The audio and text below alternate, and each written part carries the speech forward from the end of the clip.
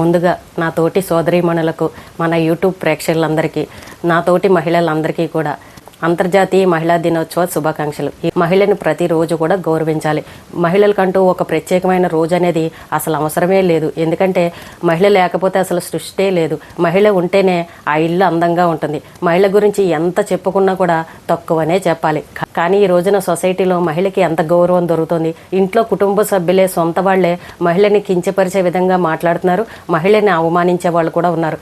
చాలా ఎక్కువగా వస్తున్న కామెంట్లు ఏంటంటే అత్తగారు కోడల్ని తిట్టడం, ఆడబడుచు వెళ్ళి మరదల్ని తిట్టడం, తోటికోడళ్ళ మధ్యన తగువులు, ఇలాంటివే ఎక్కువగా కనబడుతున్నాయి. భర్త వేధింపులు, ఇంట్లో ఉన్న భర్త భార్యని అవమానకరంగా మాట్లాడడం, బంధువుల ముందర కించపరిచే విధంగా మాట్లాడడం, ఇలాంటి వేధింపులన్నీ ఎప్పుడైతే తగ్గుతాయో అప్పుడే మహిళకి అసలైన గౌరవం దక్కుతుందని ఈ రోజున ప్రతి ఒక్కరూ మాట్లాడుతున్నారు. ఆడవాళ్ళు ఈ రోజున చదువు విషయంలో, ఉద్యోగం విషయంలో మగవాళ్ళతో సమానంగా పోటీపడి అన్ని రంగాల్లోనూ ముందుంటున్నారు. కుటుంబ తగాదాల విషయంలో మాత్రం మహిళని తక్కువ చేసే చూస్తున్నారు. ఇంట్లో భర్తే గౌరవించట్లేదు, అత్తగారి దగ్గరే విలువ లేదు, ఇంకా బయట సొసైటీ మాట ఏముందిలేండి అని చెప్పి ఇలా నిరాశగా మాట్లాడే వాళ్ళు కూడా ఉన్నారు. ఆడవాళ్ళని చాలామంది భర్తలు అంటూ ఉంటారు, చూడండి, ఇంట్లో ఉన్నావు, నువ్వు ఏం పని చేస్తున్నావు, నేను బయటకు వెళ్ళి కష్టపడి వస్తున్నాను, ఆ మాత్రం పిల్లల్ని చూసుకోలేవా, భర్తను చూసుకోలేవా, ఇంటి పనులు చేసుకోలేవా అని ఈ రకంగా లోకుగా మాట్లాడే వాళ్ళు ఉంటారు. ఒక్క 4 రోజులు భార్య ఏ ఊరన్నా వెళ్ళింది అనుకోండి, అప్పుడు ఆ ఇంటి పరిస్థితి ఎలా ఉంటుందో ఒక్కసారి ఊహించుకోండి. పిల్లల్ని వదిలేసి భార్య ఊరికి వెళ్ళింది అనుకోండి, ఆ భర్త ఈ పిల్లల్ని చూడాలని అంటే ఎంత కష్టంగా ఉంటుందో ఒక్కసారి ఆలోచించండి. చాలామంది ఆడవాళ్ళు ఈ రోజున ఇంటి పనులు చేసుకుంటారు, ఇంట్లో ఉన్న పిల్లల్ని, భర్తని చూసుకుంటారు, అలాగే అత్తమామని చూసుకుంటూ బయట ఉద్యోగాలకు వెళ్ళే మహిళలు కూడా మనకు ఎంతోమంది ఉన్నారు. మరి వాళ్ళ కష్టం ఎంత ఉంటుందండి? అసలు రెస్ట్ తీసుకునే సమయం అనేది ఉంటుందా? అయినా సరే వాళ్ళకి ఎన్నో అవమానాలు, ఇంట్లో ఎన్నో బాధలు, అత్తగారు వేధింపులు, భర్త సాధింపులు, ఇలాంటి వాటితో ఇంకా కూడా అనుభవించే వాళ్ళు ఉన్నారు. అయినా కూడా గుట్టుగా సంసారాన్ని చేసుకుంటూ వీధిలో పెట్టుకుని అల్లరి పెట్టుకోవడం ఎందుకని ఇలా భరిస్తూనే పిల్లల కోసం తన జీవితం ఏవైనా పర్వాలేదు అనుకుని, ఎంత కష్టమైనా భరిస్తామని అనుకుని ఈ రోజుకి కూడా అలా ఓపికగా సహనంగా ఉండే ఆడవాళ్ళు ఎంతోమంది మన కళ్ళ ముందు కనబడుతున్నారు. ఇలాంటి మహిళలందరి గురించి కూడా మనం గొప్పగా చెప్పుకోవాలి. చాలామంది ఆడపిల్లలు ఇంటి పనులు చేసుకుంటూ ఉద్యోగాలు చేసినా సరే వాళ్ళకి ఎక్కడ కూడా గౌరవం అనేది దొరకట్లేదు. మేము ఇంత పనులు చేస్తున్నాము, ఇంత బయటకు వెళ్ళి సంపాదించుకొస్తున్నాము, అయినా సరే మాకు మా భర్త విలువ ఇవ్వట్లేదని ఇలా మాట్లాడే వాళ్ళు కూడా ఉన్నారు. పాపం అలాంటి వాళ్ళ పరిస్థితి ఏంటండి?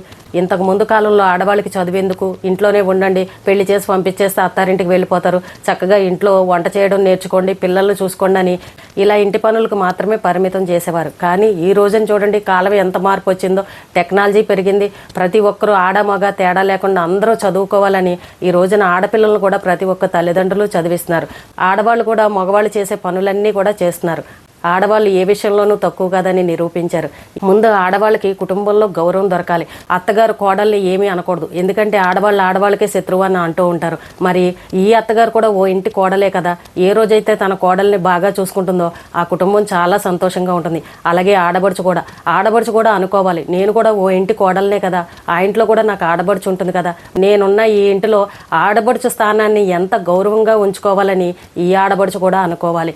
ఇక్కడ ఏంటంటే ఎక్కువగా ఆడవాళ్ళ మధ్యనే గొడవలు వస్తూ ఉంటాయి. మగవాళ్ళు అంటూ ఉంటారు, చూడండి, ఎప్పుడు వచ్చేది గొడవలు ఆడవాళ్ళ మధ్యనే వస్తుంటాయి, తోటికోడళ్ళ మధ్యన, అత్తాకోడళ్ళ మధ్యన, వాళ్ళల్లో వాళ్ళకే పడదు, ఆడవాళ్ళకే శత్రువు అని మగవాళ్ళు పక్కకు జరిగిపోతూ ఉంటారు. ఇద్దరు ఆడవాళ్ళు కొట్టుకుని దెబ్బలాడుకున్నా సరే అమ్మో ఆడవాళ్ళ మధ్యలో దూరకూడదని పక్కకు వెళ్ళిపోతూ ఉంటారు. చూడండి, ఎప్పుడు కూడా ఆడవాళ్ళు ఒకరినొకరు గౌరవించుకున్నప్పుడే అసలు ఎటువంటి గొడవలు లేకుండా ప్రశాంతమైన జీవితాన్ని గడపచ్చు.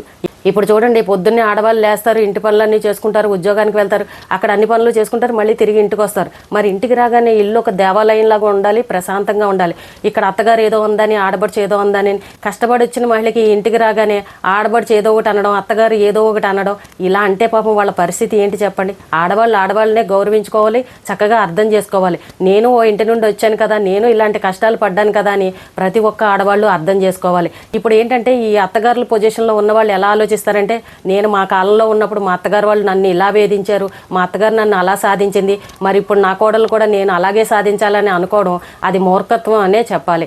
ఎందుకంటే అప్పుడు కాలాన్ని ఇప్పుడు కాలాన్ని పోల్చుకుని ఆడవాళ్ళని వేధించడం అది ఎంత తప్పు చెప్పండి? అదే కనుక మన కన్న కూతురు ఇంకో ఇంటికి కోడలుగా వెళ్ళినప్పుడు అక్కడ అత్తగారు కూడా ఇలాగే వేధించింది అనుకోండి, అప్పుడు మనం ఎన్ని తిట్టుకుంటాం? కాబట్టి ఇలాంటివన్నీ దృష్టిలో పెట్టుకొని ఆడవాళ్ళకి ఎప్పుడు కూడా శత్రువు కాకూడదు, చక్కగా కలిసిమెలిసి ఉండాలి. మన ఇంటికి వచ్చిన కోడలను కూడా మనం కన్న కూతురులాగా ఏ రోజైతే చూసుకుంటామో ఆ రోజున ఆ కుటుంబంలో ఎటువంటి గొడవలు ఉండవు. ఆడవాళ్ళ గురించి ఎంత చెప్పుకున్నా తక్కువేనండి. సంవత్సరానికి ఒకసారి మహిళా దినోత్సవం అని ఇలా చేసుకుని గొప్పగా సన్మానాలు చేయడం కాదు. మహిళ లేకపోతే అసలు సృష్టి లేదు. మహిళ లేకపోతే ఇల్లు ఎంత చీకటిగా ఉంటుందో మనందరికీ తెలుసు. కాబట్టి ఆడవాళ్ళని గౌరవించండి, ఆడవాళ్ళని అవమానపరచకండి. ముఖ్యంగా కుటుంబ సభ్యులు, భర్తే కావచ్చు, అత్తగారే కావచ్చు, ఆడబడిచే కావచ్చు, మామగారు కావచ్చు, ఎవరైనా సరే మీ ఇంటికి వచ్చిన ఆడపిల్లని గౌరవంగా చూడండి. అందరూ చెప్తూ ఉంటారు, ఏమండి ఆడవాళ్ళు చెడ్డవాళ్ళు లేరా, ఆడవాళ్ళు క్రైములు చేసిన వాళ్ళు లేరా, ఆడవాళ్ళు ఇలాంటి వాళ్ళు లేరా అని ఇలా మాట్లాడే వాళ్ళు కూడా ఉంటారు. చూడండి, ఎక్కడో ఒక చోట జరిగిందని అందరినీ అదే విధంగా లెక్క పెట్టకూడదు. మంచి వాళ్ళని కూడా చెడ్డవాళ్ళలో కలిపేయడం అది ఎంతవరకు కరెక్ట్ చెప్పండి. మనం మాట్లాడుకునేది పద్ధతిగా ఉండేవాళ్ళని, సాంప్రదాయంగా ఉండేవాళ్ళని, చక్కగా కుటుంబ బాధ్యతలను పట్టించుకునే వాళ్ళ గురించే మనం మాట్లాడుకుంటున్నాం. ఎవరో ఏదో తప్పు చేశారని అందరి మహిళల్ని అదే విధంగా మాట్లాడడం అస్సలు కరెక్ట్ కాదు. ఈ రోజున ప్రతి మహిళ కూడా ఒక అమ్మగా, ఒక కోడలుగా, ఒక చెల్లిగా, ఒక అత్తగా ఎన్ని రకాల పాత్రలు పోషిస్తూ కుటుంబ బాధ్యతలన్నీ మోస్తూ బయట భర్తతో సమానంగా ఉద్యోగానికి వెళ్ళి సంపాదించుకొస్తూ కుటుంబ పోషణను చూస్తూ పిల్లల్ని, తన కుటుంబాన్ని బాధ్యతగా చూస్తుందనంటే ప్రతి మహిళకి కూడా హ్యాట్స్ ఆఫ్ చెప్పాల్సిందే.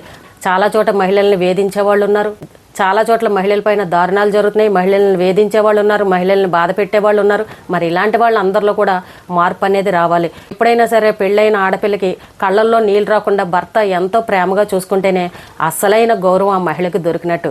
ఎక్కువగా ఈ మధ్యన ప్రేమించి పెళ్ళిళ్ళు చేసుకోవడం, కోర్టులకు వెళ్ళడం, విడిపోవడం, రెండో జీవితం కోసం వెతుక్కోవడం, అక్కడ మళ్ళీ కష్టాలు పడడం, ఇలాంటివి ఏంటో. నా జీవితం జీరో అయిపోయింది, నేను అనవసరంగా తప్పటడుగు వేశానని ఈ రోజున ఎంతోమంది మహిళలు బాధపడే వాళ్ళు కూడా ఉన్నారు. అలాంటి కష్టం ఏ మహిళకి రాకూడదని మనం అందరం కూడా కోరుకుందాం. ఎందుకంటే ఈ మధ్యకాలంలో విడాకుల కేసులు ఎక్కువైపోయాయి. కోర్టుల్లో చూస్తున్నాం కదండి, కుప్పలు తెప్పలు కేసులు ఉన్నాయి. ఇక్కడ ఎవరు తప్పు అని ఆలోచించే సమయం కూడా ఈ పిల్లలు ఇవ్వట్లేదు.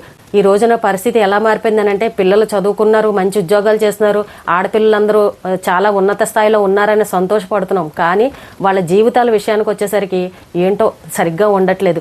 పెళ్ళిళ్ళు చేసుకుంటున్నారు, పెళ్ళైన జీవితం సరిగ్గా లేకపోవడం, మళ్ళీ పుట్టింటికి రావడం, కన్న తల్లిదండ్రులు కూడా ఆడపిల్లని చూసి కన్నీళ్లు పెట్టుకోవడం, ఏంటి మా అమ్మాయి జీవితం ఇలా అయిపోయిందని బాధపడే తల్లిదండ్రులు కూడా ఉన్నారు. ముందు ఆడవాళ్ళని గౌరవంగా చూస్తేనే ఏ కుటుంబంలోనూ ఇలాంటి సమస్యలు రావు. ఒక ఆడపిల్ల పెళ్లి చేసుకుని విడాకులు ఇస్తోందని అంటే ఆ భర్త సరిగ్గా లేకపోవడం అవ్వాలి, లేదంటే ఆ ఇంట్లో అత్తామామల వేధింపులు అవ్వాలి. ఏదో ఒక కారణం వల్లే కదా ఆ అమ్మాయి విడాకుల దాకా వచ్చింది. మరి ఆ అమ్మాయి ఆ పరిస్థితికి వచ్చిందని అంటే కారణం ఎవరు? మరి మగవాళ్ళు కూడా అర్థం చేసుకోవాలి. ఒక అమ్మాయి తల్లిదండ్రులను వదిలి నా ఇంటికి వచ్చింది, నన్ను నమ్ముకొని వచ్చింది, జీవితకాలం నాతో కలిసి ఉండడానికి వచ్చింది అని అన్నప్పుడు ఆ అమ్మాయిని మీరు ఎంతో ప్రేమగా చూసుకోవాలి. కాబట్టి ప్రతి ఒక్కళ్ళు మహిళలను గౌరవించండి. ఇంట్లో ఉండే ఆడవాళ్ళని చులకన చేసి చూడకండి. ఇంట్లో 4 రోజులుండి పిల్లలకి సేవలు చేయాలని అంటే అది ఎంత కష్టమో ఒక్కసారి ప్రతి ఒక్కరూ ఆలోచించాలి. ఈ రోజున కుటుంబ తగాదాలతోటి, ఎన్నో సమస్యలతోటి ప్రతి కుటుంబంలోనూ ఈ రోజున ఎన్నో గొడవలను చూస్తున్నాం. అవన్నీ చూస్తుంటే అసలు చాలా ఆశ్చర్యం కలిగే విధంగా ఉంది. ఇంటికి దీపం ఇల్లాలు అని అంటారు. ఆడవాళ్ళని ఎప్పుడైతే మీరు కన్నీళ్లు పెట్టకుండా సంతోషంగా చూసుకుంటారో ఆ ఇల్లు ఎప్పుడు సిరి సంపదలతో వర్ధిల్లుతూనే ఉంటుంది. మరొకసారి నా తోటి మహిళలందరికీ అంతర్జాతీయ మహిళా దినోత్సవ శుభాకాంక్షలు. ఈ రోజుకి ఇదేనండి. రేపు మళ్ళీ ఒక మంచి విషయంతో మళ్ళీ కలుద్దాం.